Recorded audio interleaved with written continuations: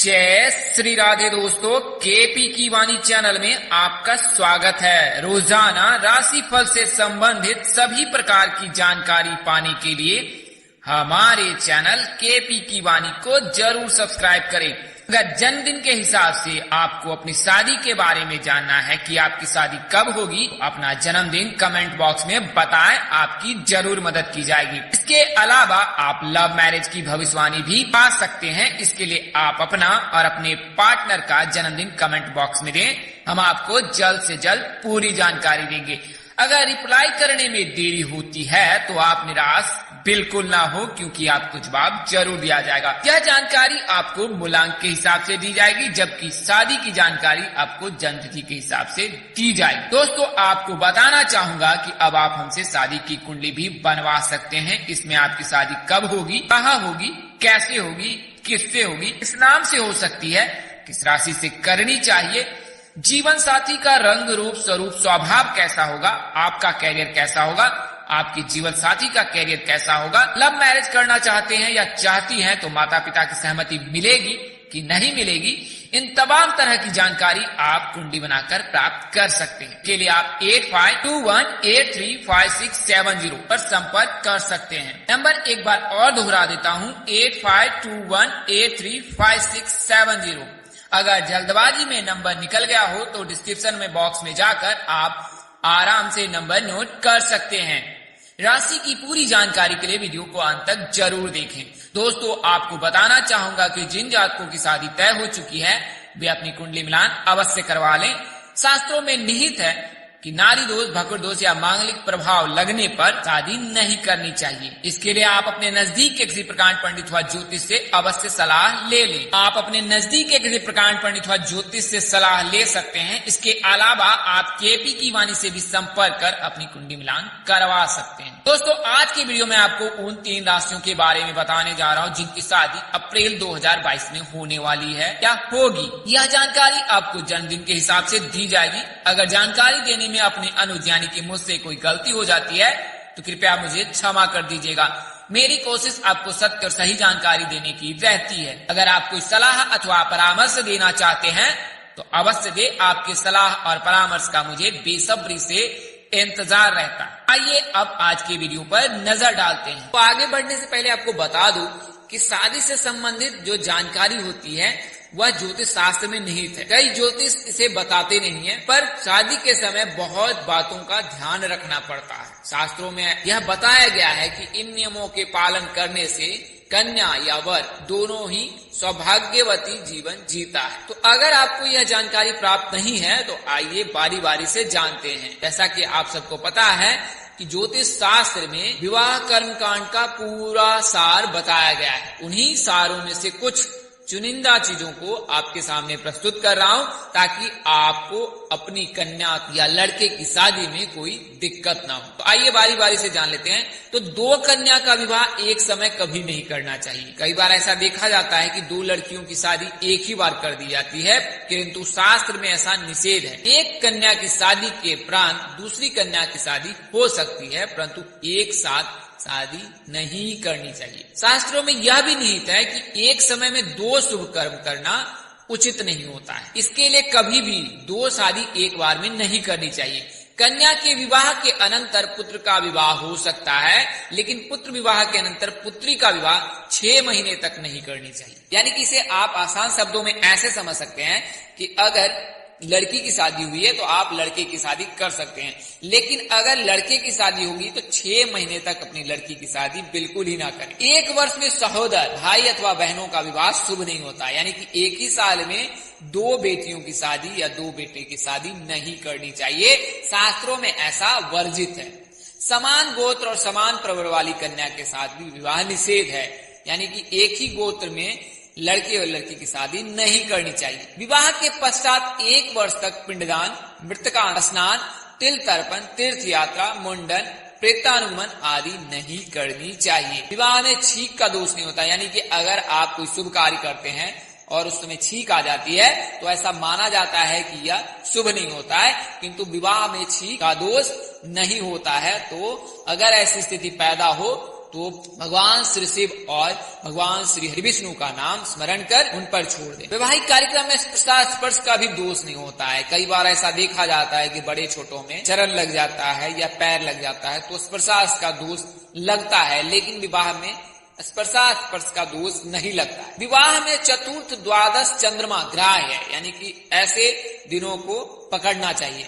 विवाह में षष्ठ, अष्टमी, दशमी तथा शुक्ल पक्ष की प्रतिपदा, रिक्ता आदि तिथि निषेध है। इसके अलावा चतुर्दशी और नवमी भी निषेध है, यानी कि षष्ठी, अष्टमी, दशमी प्रतिपदा शुक्ल पक्ष की और चतुर्दशी, नवमी, इन दिनों में शादी नहीं करनी चाहिए, चाहे विवाह मुहूर्त कितना भी शुभ क्यों नहीं। कन्या कैसी होनी चाहिए? तो कन्या अधिक अंग वाली नहीं होनी चाहिए, ज्यादा बोलने वाली भी नहीं होनी चाहिए और ना ही वह रोगिणी होनी चाहिए। विवाह में सपिंड, विचार, गोत्र आदि का विचार करना चाहिए।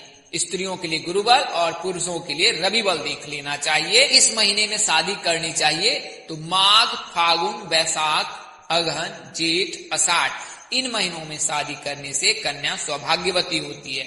नक्षत्र की बात करें तो रोहिणी, उत्तरा, रेवती, मूल, स्वाति, मृगशिरा, मघा, अनुराधा, हस्त ये नक्षत्र विवाह में शुभ माने जाते हैं। इन नक्षत्रों में शादी करनी चाहिए। विवाह में सौर मास ग्रहण करना चाहिए।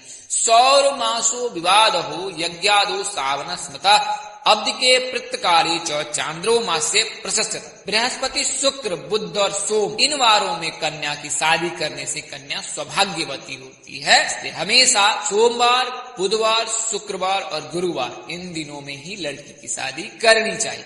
लड़कियों के शादी के कारक गुरु माने जाते हैं और लड़कों के शादी के कारक शुक्र माने जाते हैं।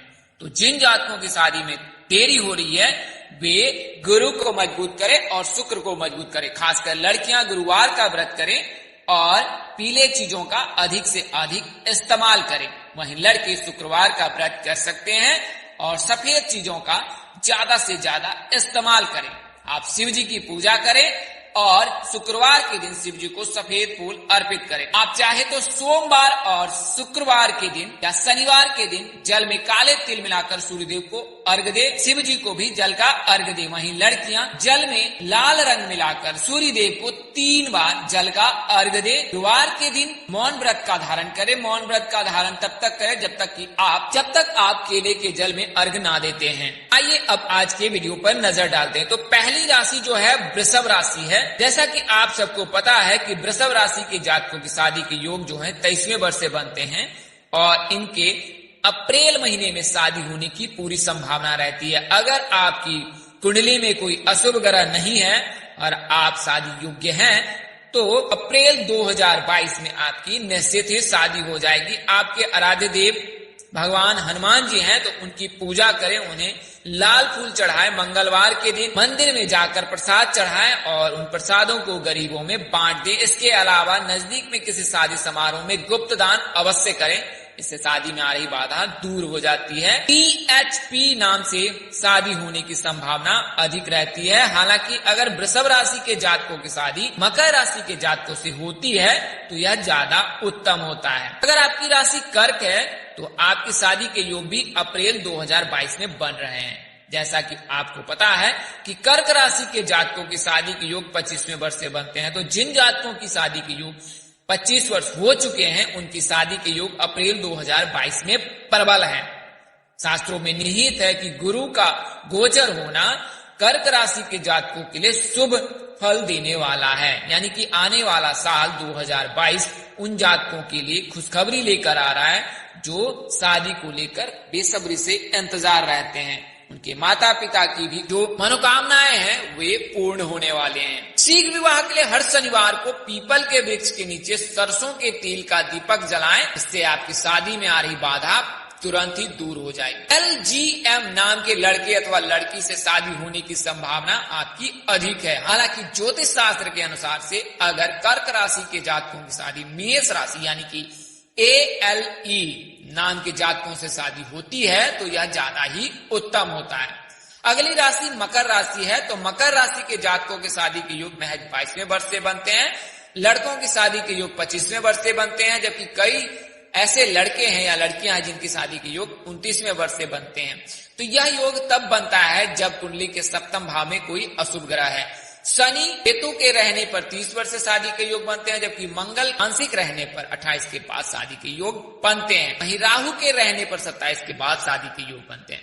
तो शादी का महीना जो है वो अप्रैल 2022 में प्रबल है। शीघ्र विवाह के लिए जल में रोली मिलाकर सूर्य देव को अर्घ देना आपके लिए उत्तम होगा। ERA नाम से होने की संभावना अधिक है। अगर शादी मिथुन राशि के जातकों से करते हैं तो आपके लिए ज्यादा उत्तम होता है। जैसा कि आपको पता है कि कुंभ राशि के जातकों के शादी के योग वो 22वें वर्ष से बनते हैं और इनके आराध्य देव भगवान शिव हैं और राशि स्वामी शनिदेव है। तो इनकी विशेष कृपा बरसती रहती है और इस राशि के जातकों की लव मैरिज होने की संभावना भी प्रबल रहती है। यह जानकारी आपको उन राशियों के बारे में बताई गई है जिनकी शादी के योग अप्रैल 2022 में प्रबल हैं। इस तरह की अन्य वीडियो देखने के लिए डैशबोर्ड के प्लेलिस्ट पर जाएं और महीने अनुसार से आपकी शादी आने वाले साल में कब होगी यह जानकारी आप प्राप्त कर सकते हैं। दोस्तों, इस वीडियो में बताई गई जानकारी आपको जन्मदिन के हिसाब से दी गई है। ज्योतिष, पंचांग, मान्यताओं और धर्म ग्रंथों से यह जानकारी इकट्ठा कर आपको पहुंचाई गई है। हमारा उद्देश्य महज आपको सूचना पहुंचाना है, आप इसे सूचना हेतु ही लें। इसके अतिरिक्त अगर आप इनको मानते हैं, अपनाते अथवा उपयोग करते हैं तो इससे पहले आप अपने नजदीक के किसी प्रकांड पंडित अथवा ज्योतिष से अवश्य सलाह ले लें अथवा केपी की वाणी से भी आप संपर्क कर अपनी निजी जानकारी कुंडली बनाकर प्राप्त कर सकते हैं।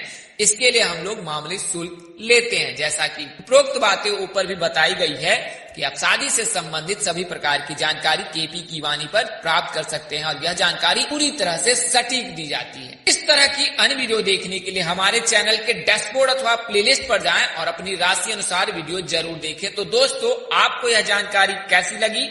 लाइक करें, कमेंट करें, शेयर करें और अपने परिवार दोस्तों के साथ शेयर करें।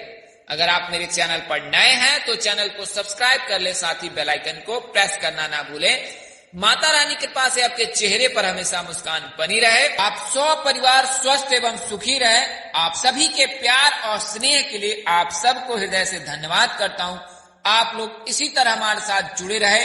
इन्हीं शुभकामनाओं के साथ आपसे विदा लेता हूँ कि जल्द एक नए वीडियो और एक नई जानकारी लेकर आपके समक्ष हाजिर रहूंगा। तब तक के लिए मुझे इस नाचीज दोस्त को इजाजत दे। आप जहां रहे मस्त रहे, स्वस्थ रहे, व्यस्त रहे, माता रानी कृपा बनी रहे। परमपिता परमेश्वर की कृपा विभिन्न परिस्थितियों में भी, विषम परिस्थितियों में भी आपको सत्मार्ग और सद्बुद्धि दे। इन्हीं शुभकामनाओं के साथ आपसे विदा लेता हूँ। नमस्कार, जय श्री राधे दोस्तों, जय श्री कृष्णा, जय माता दी।